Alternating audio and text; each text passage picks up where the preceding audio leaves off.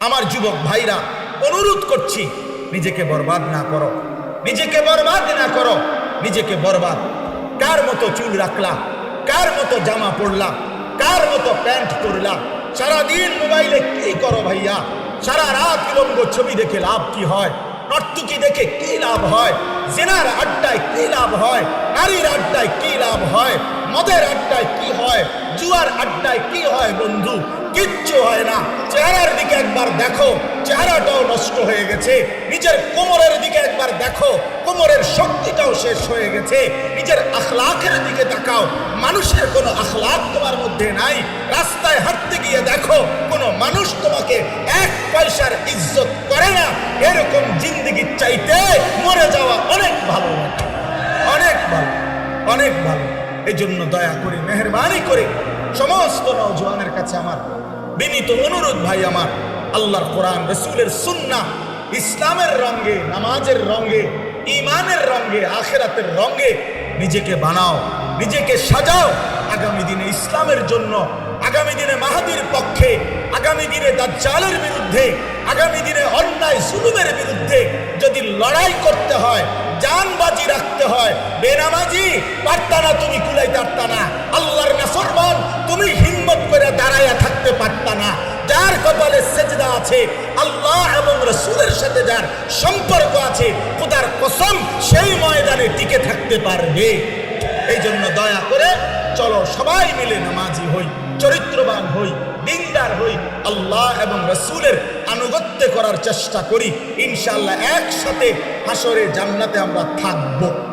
আল্লাহ আমাদের সবাইকে তৌফিক দান করেন। হযরত হুযাইফা ইয়ামান থেকে এসে মুসলমান হয়েছে। হযরত সালমান রাদিয়াল্লাহু তাআলা পারস্য মানে ইরান থেকে এসে মুসলমান হয়েছে। হযরত তুফাইল ইবনে আমর আরবের অনেক দূরে দাউস গোত্র থেকে এসে মুসলমান হয়েছে। হযরত আবু হুরায়রা রাদিয়াল্লাহু তাআলা আনহু তিনিও মক্কা থেকে অনেক দূরে দাউস গোত্রের থেকে এসে মুসলমান হয়েছে। আবু যর রাদিয়াল্লাহু তাআলা আনহু গিফার গোত্র থেকে এসে মুসলমান হয়েছে। অর্থাৎ মক্কা মদিনার ভূখণ্ড ছাড়াও দূর দূরান্তেরও বহু লোক, বহু সাহাবী কালেমা পড়ছে। এর মধ্যে হাবশা, আবিসিনিয়া, বর্তমানের মানচিত্রে আফ্রিকার ইথিওপিয়া একটি দেশ, আফ্রিকান একটি দেশ, এইটারই হাবশা বলে, এটারই আবিসিনিয়া বলে। ওই অঞ্চলেরও অনেক সাহাবী কালেমা পড়ছে। তো যেমন হযরত বেলাল রাদিয়াল্লাহু তাআলা এর মধ্যে প্রসিদ্ধ, বেলালে হাবশি বলে। তো এই হাবশি যারা, তারা কালো চেহারা, নিগ্রু, কালো। তো এই হাবশি সাহাবীদের মধ্যে একজন সাহাবী আবিসিনিয়ার এই হাবশার আল্লাহ নবী সাল্লাল্লাহু আলাইহি ওয়াসাল্লামের কাছে একদিন, নবীজির সাহাবী উনি, সব সময় নবীজির কাছে আসা যাওয়া করে, বসে, নবীজি সাল্লাল্লাহু আলাইহি সাল্লামের নসিহত শুনে চেহারা মোবারকের দিকে তাকায়।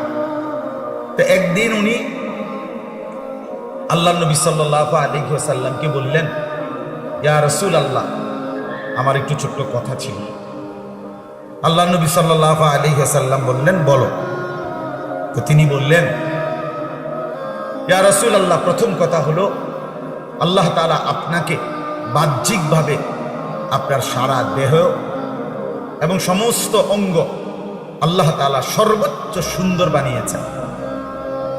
আপনার সৌন্দর্যের সামনে আমি একজন নিগ্রু হাবশি কালো গোলাম, কালো, আমার কোনো তুলনাই চলে না। আপনি সবচেয়ে শ্রেষ্ঠতম সুন্দর। বাস্তবিক অর্থ এটাই কথা। আমাদের ফুলচুয়ার হযরত বাংলাদেশের একজন অন্যতম বুজুর্গ, অসংখ্য অগণিত আলেমদের শায়েখ, ঢাকা ফরিদাবাদ মাদ্রাসার প্রধান মুফতি আল্লামা মুফতি আবু সাঈদ দামাত বারাকাতুহুল আলী হযরত বয়ানে বলছেন যে রাসূলুল্লাহ সাল্লাল্লাহু আলাইহি ওয়াসাল্লাম বলছেন যে আল্লাহ তাআলা অর্ধেক সৌন্দর্য হযরত ইউসুফ আলাইহিস সালামকে দান করছেন, বাকি অর্ধেক সৌন্দর্য গোটা সৃষ্টি জগৎকে দান করছেন। এই বাকি অর্ধেক সৌন্দর্য নিয়েই গাছ এত সুন্দর, ফুল এত সুন্দর, ফল এত সুন্দর, মাছ এত সুন্দর, আসমান জমিন সবকিছু এত সুন্দর। তো হযরত বলছেন তাইলে ইউসুফ আলাইহিস সালাম অর্ধেক সুন্দর আর বাকি সৃষ্টি অর্ধেক সুন্দর। আমাদের নবী সাল্লাল্লাহু আলাইহি সাল্লাম নিজে তিনি। তো হযরত বলেন, উলামায়ে কেরাম, মুহাদ্দিসিনে কেরাম এই হাদিসের ব্যাখ্যায় বলছেন, মুতাকাল্লিম নিজেকে এখানে অন্তর্ভুক্ত করেন নাই, অর্থাৎ নবীজি সাল্লাল্লাহু আলাইহি সাল্লাম এই বন্টনের মধ্যে নিজেকে অন্তর্ভুক্ত করেন নাই, বরং এটাই বুঝাইছেন যে অর্ধেক সৌন্দর্য বাকি সৃষ্টি, অর্ধেক সৌন্দর্য ইউসুফ আর মুহাম্মদ আরবি পুরা সৌন্দর্য একত্রেই গ্রহণ করেছে। সবটা সুন্দর আল্লাহ তাআলা নবী সাল্লাল্লাহু আলাইহি ওয়াসাল্লামকে একাই দান করেছেন। তিনি কি পরিমাণ সুন্দর ছিলেন, কি পরিমাণ সুন্দর ছিলেন। সাহাবায়ে কেরামের বর্ণনার মধ্যে, ভাইয়া প্যান্ডেলের মধ্যে বৈশাখ কথা বলো না, একসাথে গোল হইয়া 3 জন 4 জন আড্ডা দিও না, এত ফালতু মানুষ প্যান্ডেলে বইসো না। নিজেদের আড্ডা, নিজেদের কথাবার্তা যদি তুমি ছাড়তেই না পারো, তাহলে থেকে উঠে অন্য জায়গায় যাও। এটা তো একটা মাহফিলের প্যান্ডেল, ফাজলামি করার জন্য না। তাহলে 3 জন 4 জন গোল হইয়া বৈশাখ কথা বলবা ভাই, দুষ্টমি করবা, হাসি মজাক করবা, কি অর্থ আছে এই জিন্দেগি? এটা কোনো কথা হলো? আমাদের সন্তানদের এই পরিমাণ বেপরোয়া, সে কিছুই বুঝে না, বুঝে না যে এটাও বোঝে, কিছুই বুঝে না। কি আলেম, কি মাহফিল, মসজিদ, মাদ্রাসা, ওলামা, মা বাবা, নিজের বংশের দাদা চাচা মামা ফুফা খালু, কারো ইজ্জত কারো সম্মান তার জেহানে নেই। আমি এবং আমার মোবাইল, আমার বন্ধু, খালাস। আমি আছি, আমার একটা মোবাইল আছে, আমার একটা মোটরসাইকেল আছে, আমার কিছু বন্ধু আছে। এবার ভোর থেকে নিয়ে রাত পর্যন্ত যদি ঘুম না যায়, বাকি টাইম শুধু দুনিয়া উপভোগ করছি। কখনো বন্ধুদের আড্ডা, কখনো মোটরসাইকেলের লম্বা ড্রাইভ, আর বাকি টাইম মোবাইল, নারী, ছবি, উলঙ্গ দৃশ্য, জিনা, ব্যভিচার, অশ্লীলতা, বেহায়াপনা, অসভ্যতা, খালাস। এই জিন্দেগি। কে মা, কে বাবা, কোন বংশের, কেন আসছে, কে পাঠাইছে পৃথিবীতে, কোত্থেকে আসছে, কেন আসছে, কিচ্ছু জানে। হায় রে বাপ, এই জীবন কোনো মানুষের জীবন। মনের ইচ্ছা মতো, মনের খেয়াল খুশি মতো যে চলে ভাইয়া, খোদার কসম তারে মানুষ বলে, ওরে জানোয়ার বলে। হয় জানোয়ার, চতুষ্পদ জন্তু, হয় চতুষ্পদ জন্তু। ইনহুম ইল্লা কাল আনআম। আল্লাহ বলছেন তার পরিচয় আর কিছুই নয়, শুধুই চতুষ্পদ জন্তু, জানোয়ার। সেজদার খবর নাই, পবিত্রতার খবর নাই, পাক নাফাকের কোনো হদিস নাই। পেশাব পায়খানার পরে পবিত্র হয় কিভাবে, শরীয়ত মতে পাক হয় কিভাবে জানেও জানেও। কি খায়, কেন খায়, হালাল খায় না হারাম খায় খবরও নাই। ঘুমের স্টেশন নাই, জাগারও স্টেশন নাই। শোয় না তো রাত্রে 3টা বাজ পর্যন্ত ঘুমায়, ওঠে না তো সকাল 9টা পর্যন্ত ওঠে। আরে কি আসছে, কি মাতাল জিন্দেগি, কি মাতাল, কি পাগল জিন্দেগি। এই জন্য নওজোয়ান ভাই, এটা কোনো সুস্থ স্বাভাবিক জীবন না। তুমি কোনো ভালো মানুষকে জিগাই, 24 ঘন্টা কিছুই ভাবনা নাই, আমি কে, কোত্থেকে আসলাম, কেন আসলাম, কে আমারে পাঠাইলো, আমার পৃথিবীতে জিম্মাদারি কি, আমি কেন আসছি, করতেছি কি, আমার কাছে চাইছিল কি, আমার উচিতটা কি, আমি যাব কোথায়, আমার পরবর্তী গন্তব্য কোথায়, আমার চারপাশে যে মানুষগুলো মৃত্যুবরণ করে তারা কই যাচ্ছে, কেন যাচ্ছে, কোথায় যাচ্ছে এই মানুষগুলো। এই ভাবনা না, কিছুই নাই যার মাথায়, যার কলিজায় বিশ্বাস করে, পরে মানুষ বলে, পরে কোনো মানুষ বলে। মানুষ মানেই হলো যার বন্ধন আছে। আল্লাহ তাআলা মানুষ তো বানিয়েছেন ইবাদতের জন্য, সে বাঁধন হারা হবে কেন? সে মন মতো হবে কেন? সে মনের চাহিদা মতো চলবে কেন? আল্লাহ তাআলা কোরআনুল কারীমের মধ্যে বলছেন, প্রত্যেক জাহান্নামী পাপীকে আল্লাহ বলবেন হাসরের ময়দানে, জাহান্নামে, যে বান্দা আমি তোমাকে দুইটা জিনিস দিয়েছি, তুমি একটারও কদর করো না। এক, আমি তোমাকে হায়াত দিয়েছি, সময়, বয়স, তুমি কদর করো না। দুই, আমার পক্ষ থেকে আমার কথাগুলো বলার মতো ব্যক্তি, মনোনীত উলামা, আইম্মা, খতিব, আউলিয়া, বুজুর্গ, নবী, রসুল আমি যুগে যুগে পাঠিয়েছি, তোমার কাছে আমার কথা পৌঁছাইবার ব্যবস্থা করেছি। আমার পক্ষ থেকে নদীর, আমার ভয় প্রদর্শনকারী বান্দা তোমার কাছে পৌঁছেছিল না। তুমি উলামা, আইম্মাদের কোনো কথাকে কদর করলা না, তুমি তোমার হায়াতের কদর করলে। ফাযুকু, অতএব তুমি এখন জাহান্নামের আযাব। চলে তো আল্লাহর নবী সাল্লাল্লাহু আলাইহি ওয়াসাল্লাম, আল্লাহর নবী সাল্লাল্লাহু আলাইহি ওয়াসাল্লাম, এই সাহাবী নবী সাল্লাল্লাহু আলাইহি ওয়াসাল্লামের, তিনি বললেন, ইয়া রাসূলুল্লাহ, আপনার চেহারা, দেহ মুবারকের সৌন্দর্যের সাথে আমার কোনো তুলনা নেই। আবার আপনার আভ্যন্তরীণ যত গুণ, মানে আপনার ভেতরে আল্লাহ তাআলা ঈমান, ইলম, হিকমত, তাকওয়া, সবর, আল্লাহর মহব্বত ইত্যাদি যত গুণাবলী ভিতরে আছে, এগুলো আপনার সাথে আমার কোনো তুলনা নেই। তাইলে আপনার বাহ্যিক সৌন্দর্যের সাথেও আমার কোনো তুলনা নাই, আভ্যন্তরীণ গুণের সাথেও আমার কোনো তুলনা নাই। কিন্তু আমার একটা সান্ত্বনা আছে, আপনার সাথে আমার কোনো তুলনা চলে না। কিন্তু দুনিয়ায় আমার একটা সান্ত্বনা ছিল যে আমি 24 ঘন্টা প্রতিনিয়ত যখনই কোনো পেরেশানি, দুঃখ, অস্থিরতা, মানসিক যন্ত্রণা, কষ্টে ভুগি, সাথে সাথে আমি আপনার কাছে ছুটে আসি, আর আপনার চেহারা মুবারকের দিকে তাকাইলেই আমি সব ভুলে যাই। এখন আমার প্রশ্ন হইল, আপনি তো পরকালে, আপনিও দুনিয়া থেকে চলে যাবেন, আমিও দুনিয়া থেকে চলে যাব। পরকালে তো আল্লাহ তাআলা আপনাকে সর্বশ্রেষ্ঠ জান্নাতে, সর্বোচ্চ মাকামে দান করবেন, আর আমারে দিবেন কিনা তা জানা নাই। আর যদি দেনও, তো আমাকে তো একটি জান্নাতে দিবেন, কিন্তু আপনাকে তো সর্বোচ্চ জান্নাতে দিবেন। এখন আমার প্রশ্ন হলো, ইয়া রাসূলুল্লাহ, জান্নাতে গিয়ে যদি আমি আপনাকে না দেখি, আমি থাকবো কোন জান্নাতে? আপনি থাকবেন সর্বোচ্চ মাকামে। তাইলে তো আপনাকে যদি না দেখি আমি সেখানে গিয়ে, তাহলে আমার তো জান্নাতে থাকাটাও কষ্টকর হয়ে যাবে। এই কথাটা জানতে চাইছেন আল্লাহর নবী সাল্লাল্লাহু আলাইহি ওয়াসাল্লাম।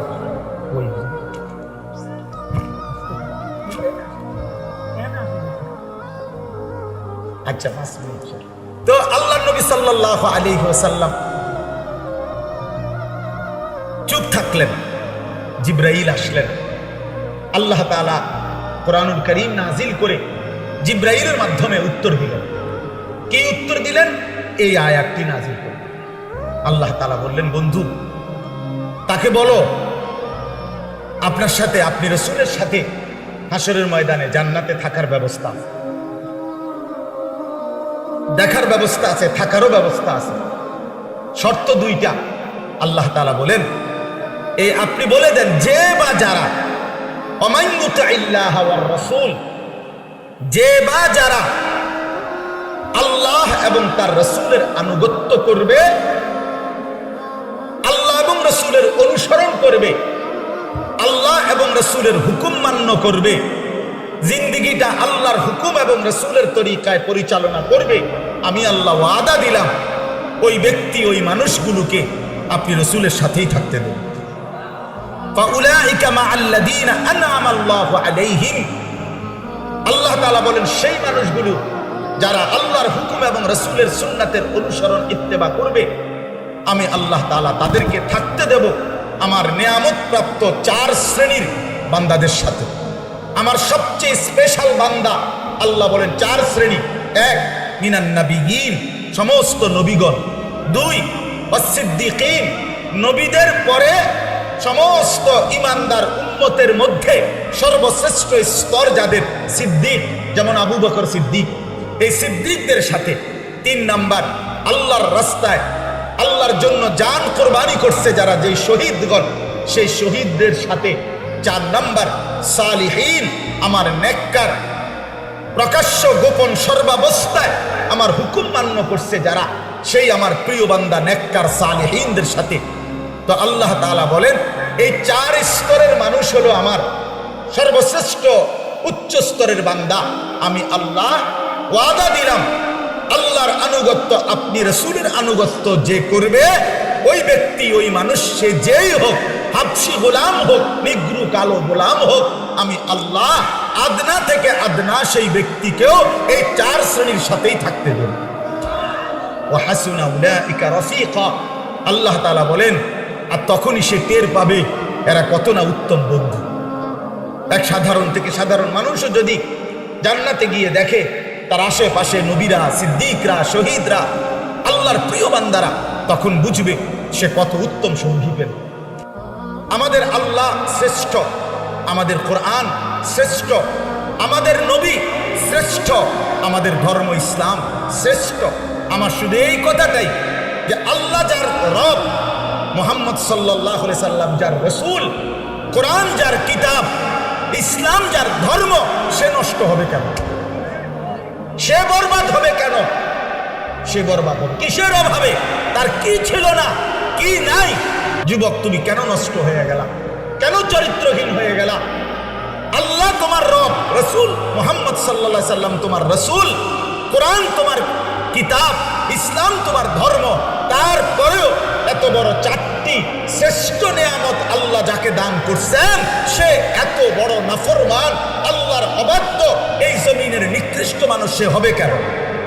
এই জন্য দয়া করে প্রত্যেকের কাছে আমার অনুরোধ, এত বড় শ্রেষ্ঠতম নিয়ামত থাকার পরে আমার যুবক ভাইরা অনুরোধ করছি, নিজেকে বরবাদ না করো, নিজেকে বরবাদ না করো, নিজেকে বরবাদ। কার মতো চুল রাখলা, কার মতো জামা পরলা, কার মতো প্যান্ট পরলা, সারাদিন মোবাইলে কি করো ভাইয়া? সারা রাত বিলম্ব ছবি দেখে লাভ কি হয়? নর্তকী দেখে কি লাভ হয়? জিনার আড্ডায় কি লাভ হয়? নারীর আড্ডায় কি লাভ হয়? মদের আড্ডায় কি হয়? জুয়ার আড্ডায় কি হয়? বন্ধু, কিচ্ছু হয় না। চেহারার দিকে একবার দেখো, চেহারাটাও নষ্ট হয়ে গেছে। নিজের কোমরের দিকে একবার দেখো, কোমরের শক্তিটাও শেষ হয়ে গেছে। নিজের আখলাকের দিকে তাকাও, মানুষের কোনো আখলাক তোমার মধ্যে নাই। রাস্তায় হাঁটতে গিয়ে দেখো, কোনো মানুষ তোমাকে 1 পয়সার ইজ্জত করে না। এরকম জিন্দেগির চাইতে মরে যাওয়া অনেক ভালো, অনেক ভালো, অনেক ভালো। এই জন্য দয়া করে, মেহেরবানি করে সমস্ত নওজওয়ানের কাছে আমার বিনীত অনুরোধ, ভাই আমার, আল্লাহর কোরআন, রাসূলের সুন্নাহ, ইসলামের রঙে, নামাজের রঙে, ঈমানের রঙে, আখিরাতের রঙে নিজেকে বানাও, নিজেকে সাজাও আগামী দিনে ইসলামের জন্য, আগামী দিনে মাহাদির পক্ষে, আগামী দিনে দাজ্জালের বিরুদ্ধে, আগামী দিনে অন্যায় জুলুমের বিরুদ্ধে যদি লড়াই করতে হয়, জানবাজি রাখতে হয়, বেনামাজি পারতা না, তুমি কুলাইতে পারতা না, আল্লাহর নাফরমান তুমি হিম্মত করে দাঁড়াইয়া থাকতে পারতা না। যার কপালে সেজদা আছে, আল্লাহ এবং রাসূলের সাথে যার সম্পর্ক আছে, খোদার কসম সেই ময়দানে টিকে থাকতে পারবে। এই জন্য দয়া করে চলো সবাই মিলে নামাজি হই, চরিত্রবান হই, দিনদার হই, আল্লাহ এবং রাসূলের আনুগত্য করার চেষ্টা করি। ইনশাআল্লাহ একসাথে হাসরে জান্নাতে আমরা থাকব। আল্লাহ আমাদের সবাইকে তৌফিক দান করেন।